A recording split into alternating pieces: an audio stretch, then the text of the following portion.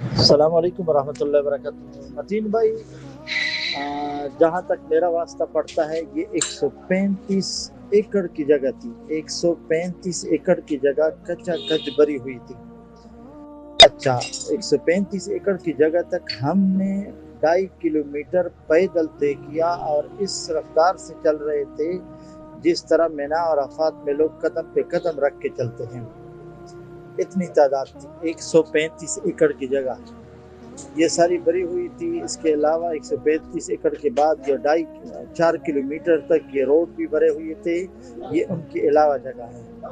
اور دوسری بات یہ کہ جنازہ جن لوگوں نے پڑھا اس کے 2/3 لوگ جنازے سے رہ گئے۔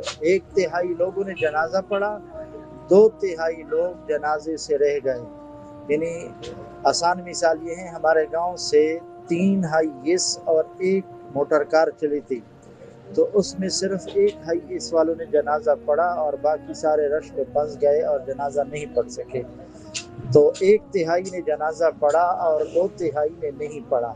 اب اس کا اندازہ آپ خود ہی لگا سکتے ہیں کہ 135 ایکڑ کھلی جگہ، اس کے علاوہ گھروں کے چھت، مساجد کے چھت، روڈ، اور 8-10 کلومیٹر لوگ پیدل چل رہے تھے۔ یہ محتاط اندازہ میں آپ کو بتا رہا ہوں۔ اور صرف پچھلے 10 سالوں میں اوسطاً ہر سال 3000 علماء نے ان سے دورہ حدیث کیا ہے، ہر سال۔